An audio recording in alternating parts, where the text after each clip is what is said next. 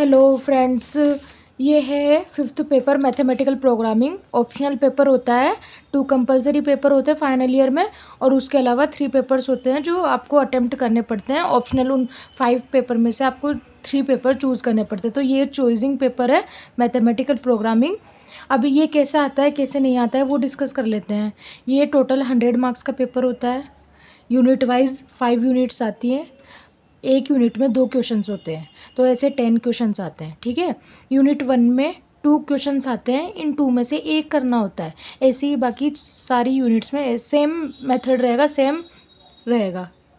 ठीक है, तो यूनिट 1 में 2 क्वेश्चंस आएंगे, इनमें से आप कोई सा भी कर सकते हो। Both are equal to 20 marks. ये सारे कैसे हैं, 20 मार्क्स के हैं। ठीक है, तो हम इन पाँचों में 10 क्वेश्चंस में से 5 क्वेश्चन प्रिपेयर करेंगे। इट मीन्स 100 मार्क्स का टोटल पेपर कवर करेंगे। तो ये 5 यूनिट्स का सेम मेथड रहेगा, बता दिया है मैंने आपको। 20 मार्क्स के 5 क्वेश्चन प्रिपेयर करने हैं। अब फर्स्ट यूनिट की बात करते हैं। फर्स्ट यूनिट में देखो बेटा क्वेश्चन आता है। फर्स्ट यूनिट में जो पहला मेथड है, जो 20 मार्क्स का पहला क्वेश्चन है, वो 2 मेथड से आ सकता है।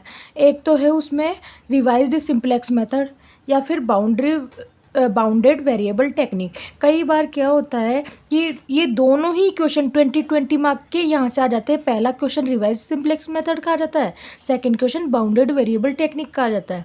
बट क्या होता है, ये क्वेश्चन आ गया कहीं और से, ये क्वेश्चन आ गया रिवाइज सिंप्लेक्स मेथड का, या ये क्वेश्चन आ गया बाउंडेड वेरिएबल मेथड का। तो इन दोनों में से एक आपको कंपलसरी मिल ही जाएगा अगर आपने ये दोनों मेथड कर लिए तो। कई बार दोनों मिल जाते हैं, कई बार ये वाला मिल जाता है, कई बार ये वाला मिल जाता है, लेकिन ऐसा कभी नहीं होता है कि इन दोनों में से कोई ना मिले। ठीक है, आप देख सकते हो 2024 में ये आया, 2023 में भी यही आया, 2022 में ये वाला आ गया, ये वाला नहीं आया। तो करना तो ये वाला भी पड़ेगा आपको। क्या पता है इस बार ये वाला आ जाए 2025 में, तो कुछ भी हो सकता है। लेकिन क्या हुआ, 2021 में दोनों आ गए 20 मार्क के, तो आपके पास ऑप्शन रह गया, आपको ऐसा भी कर सकते थे। ऐसे 2019 में दोनों क्वेश्चन आ गए। तो अब मतलब बेसिकली आपको पता चल गया करना दोनों ही पड़ेगा। हम कोई भी रिस्क नहीं ले सकते, इतने इजी पेपर में भी रिस्क लेंगे तो कोई पार नहीं पड़ेगी। ठीक है, तो अब क्वेश्चन का टाइप देख लेते हैं, क्वेश्चन के साथ है। ये है 2024 का पेपर है ना, 23-24 का पेपर है, राजस्थान यूनिवर्सिटी से कंडक्ट है। अब देखते हैं इसमें जो फर्स्ट ये क्वेश्चन, ये पेपर मैथमेटिकल प्रोग्रामिंग का नहीं है अभी, ये रहा, ये पेपर है 2024 का। तो ये देखो फर्स्ट यूनिट से रिलेटेड मैंने आपको बोला एक क्वेश्चन बाहर से आ सकता है जो हम नहीं पढ़ेंगे। State and proof fundamental theorem of linear programming, ये थ्योरम टाइप क्वेश्चन है जो हम नहीं करेंगे। ठीक है, तो ये सेकंड क्वेश्चन देखो, solve the following bye revised simplex method. मैंने बोला ना आपको एक क्वेश्चन पूरा मिल जाएगा। तो ये 20 मार्क का क्वेश्चन है। अगर आपने रिवाइज्ड सिंप्लेक्स मेथड अच्छे से कर रखा है तो इसको श्योरली आप कर लोगे। तो अब चलते हैं 2024 ये क्वेश्चन है। देखो रिवाइज्ड सिंप्लेक्स मेथड का क्वेश्चन टाइप क्या है, ऐसे ही आएगा। Use revised simplex method to solve the given LPP linear programming problem, जिसमें आपको मैक्सिमम z दिया होगा, सच दैट की कंडीशंस दी होगी, 3, 2, 4 कितनी भी हो सकती है, और ये आपको वेरिएबल्स दिए होंगे ग्रेटर देन इक्वल टू 0। ये टाइप है किसका, बाउंडेड वेरिएबल टेक्निक का भी एक क्वेश्चन देख लेते हैं किस टाइप से आएगा। Using the bounded variable technique, ये आपको लिखा हुआ होगा कौन सी टेक्निक से करना है। देखो यहाँ पे लिखा हुआ है bounded variable technique solve the following LPP linear programming problem. Same तरीका है, मैक्सिमम जेड, सच दैट की कंडीशंस, और यहाँ पे आपको कुछ अलग से कंडीशन दी होगी जिससे आप पहचान सकते हो बाउंडेड वेरिएबल टेक्निक का क्वेश्चन है। कि अपर बाउंड दिए होंगे, lower bound, upper bound, lower bound, upper bound, lower bound, upper bound, every variable. अब यहाँ पे हम कंडीशंस देखते हैं क्वेश्चन नंबर 1 की। रिवाइज्ड सिंप्लेक्स मेथड की कंडीशंस क्या क्या हो सकती है। जैसा भी मैंने आपको बताया, ये रिवाइज्ड सिंप्लेक्स मेथड के क्वेश्चन का टाइप है। अब यहाँ पे मैक्सिमम जेड दे रखा है, कई बार आपको मिनिमम जेड भी आ सकता है। तो क्या करेंगे, हमें कन्वर्ट उसे मैक्सिमम जेड में करना पड़ेगा, हमें चाहिए ही मैक्सिमम जेड। तो अगर मिनिमम जेड आ जाते तो उसे किस में कन्वर्ट करेंगे, मैक्सिमम जेड में। क्या करके, जितने भी आपको वेरिएबल्स दे रखे हैं उन सब का साइन चेंज कर देंगे। ये प्लस का है माइनस हो जाएगा, प्लस का है माइनस, ये तो हो गया मैक्सिमम जेड मिनिमम जेड की बात। अब आते हैं सच दैट की कंडीशंस पे। जितनी भी आपको कंडीशंस दी हुई है उसमें साइन ऑब्जर्व करो। कौन सा साइन दिया हुआ है आपको? ये है लेस देन का साइन, ठीक है। अगर लेस देन का साइन दिया हुआ है तो आपको पता है इधर वाला पार्ट छोटा है, इधर वाला पार्ट बड़ा है, तो छोटे पार्ट में कुछ ऐड करेंगे तो वो इक्वल हो जाएगा। तो हम क्या करेंगे, इस LHS पार्ट में हम क्या करेंगे, एक वेरिएबल ऐड करेंगे। जैसे फर्स्ट में अगर देखो आपको गिवन है 2 वेरिएबल्स x1 x2, तो फर्स्ट इक्वेशन में x3 ऐड करेंगे, नेक्स्ट में x4 ऐड करेंगे, नेक्स्ट में x5 ऐड करेंगे। सेम वेरिएबल ऐड नहीं कर सकते हैं तो डिफरेंट डिफरेंट वेरिएबल ऐड करेंगे, ठीक है। तो क्या होगा, इक्वेशन ये लेस देन का साइन हट करके इक्वल का साइन बन जाएगा। तो ये कंडीशन हमें करनी पड़ेगी। अगर ये लेस देन का साइन है तो जो वेरिएबल हम ऐड कर रहे हैं उसे बोलते हैं स्लैक वेरिएबल या स्लैक वेरिएबल, ठीक है।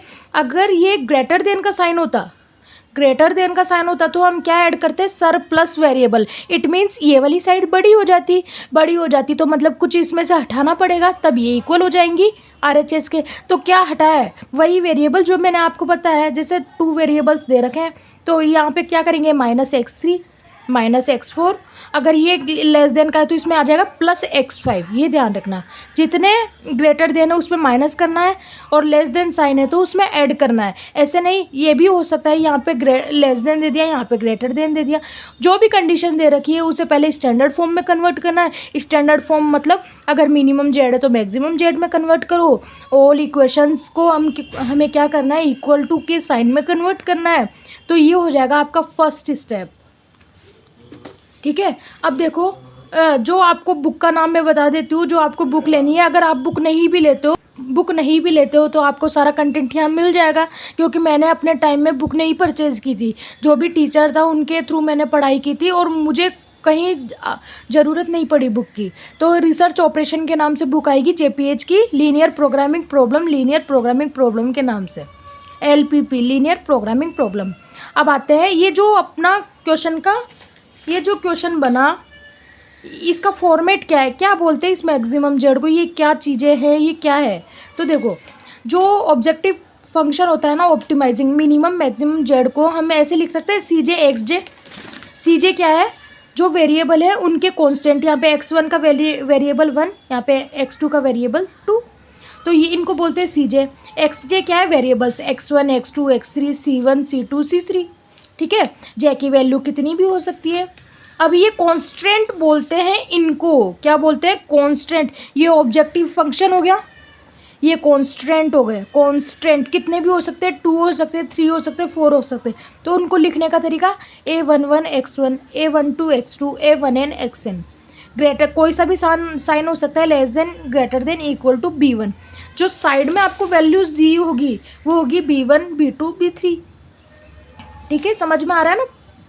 तो ये अब सेकंड, जो आपको सेकंड कांस्टेंट दिया हुआ है उसको क्या लिखेंगे, A21 x1 A22 x2 A2n xn ऐसे। अब जो नॉन नेगेटिव रिस्ट्रिक्शन, जो अब बताओ, ये ग्रेटर देन इक्वल टू 0 हो गए तो ये क्या है, नॉन नेगेटिव होंगे। ग्रेटर देन इट मीन 0 से बड़े तो ऑब्वियसली नॉन नेगेटिव, तो इनको हम बोलते हैं non negative restrictions. x1 x2 x3 कितने भी हो सकते हैं, जितने वेरिएबल आपको गिवन है। तो ये क्वेश्चन का मिनी इन शॉर्ट में देखना चाहे तो ये होता है, maximum minimum z equal to CJ XJ, AX equal to B, AX less than equal to B, AS greater than equal to B, ठीक है। ये हो गया कांस्टेंट, ये हो गया ऑब्जेक्टिव फंक्शन, जिसको ऑप्टिमाइजिंग फंक्शन भी बोल सकते हैं। मतलब आपको जो भी क्वेश्चन करना है, रिजल्टेंट आंसर किससे मिलेगा, आपको मिनिमम। तो आपको जो भी आंसर मिलेगा वो कहाँ से मिलेगा, मिनिमम मैक्सिमम जेड से, ठीक है।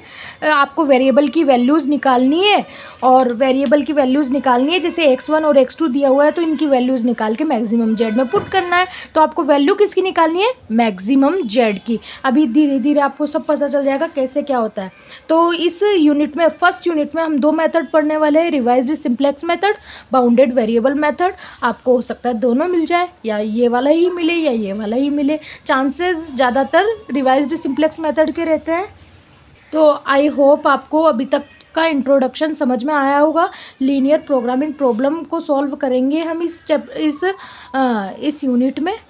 इसी यूनिट की बात नहीं है, रिसर्च ऑपरेशन में, मैथमेटिकल प्रोग्रामिंग में जितनी भी 5 यूनिट्स है सब में एक ही चीज़ है, LPP लीनियर प्रोग्रामिंग प्रॉब्लम, किसी में क्यूपीपी है, integer value problem, integer programming problem, IPP, integer programming problem, ये सब हम पढ़ने वाले हैं पाँचों यूनिट में अलग अलग। ठीक है, मेथड सब में एक ही रहेगा, सिंप्लेक्स टेबल्स बनेगी, कैसे सॉल्व करते हैं, कैसे कम टाइम में अच्छा से अच्छा रिजल्ट कैसे दे पाए वो मैं आपको सिखाने वाली हूँ। मैथमेटिकल प्रोग्रामिंग पेपर का नाम रहेगा, या आपको बता सकती हूँ पेपर आपका नंबर है पेपर 5th, पेपर 5th। जो ऑप्शनल पेपर है, बहुत इजी पेपर है, ये आपके 100 आउट ऑफ 100 नंबर दिला सकता है, इतना मैं कह सकती हूँ। तो आपको समझ में आ गया होगा बेसिक अभी तक सारा सब कुछ कि हमें क्या पढ़ना है। Revise the simplex method, bounded variable method technique. मैं आपको इन दोनों मेथड के 5 क्वेश्चन पूरे करवाने वाली हूँ। उन 5 क्वेश्चन में से चांसेस है कि आपको पूरा मिल जाएगा, क्योंकि रिवाइज सिंप्लेक्स मेथड पढ़ेंगे, इसमें 2-3 टाइप के क्वेश्चन है। एक में मैक्सिमम जेड दिया होगा, क्या पता मिनिमम जेड दिया हो, क्या पता लेस देन की कंडीशंस दी हो, कई बार ग्रेटर देन की दी होती है। तो उन सबको बस आगे आगे के मेथड थोड़े डिफरेंट होते जाएंगे, बट बाकी का सारा क्वेश्चन सारे मिलेंगे एज इट इज़, कहीं कोई दिक्कत आने वाली नहीं है। तो मैं आपको 5 क्वेश्चन पूरे करवाने वाली हूँ, आपको कहीं नहीं मिलेंगे 5 क्वेश्चन। टीचर्स होते हैं जो 1-2 क्वेश्चंस करवा देते हैं, तो बच्चा क्या है नेक्स्ट क्वेश्चन देखता है, वहाँ पे उसको मिनिमम जेड दिख गया, अब वो वहीं पे ही कंफ्यूज हो गया, अब क्या करना है।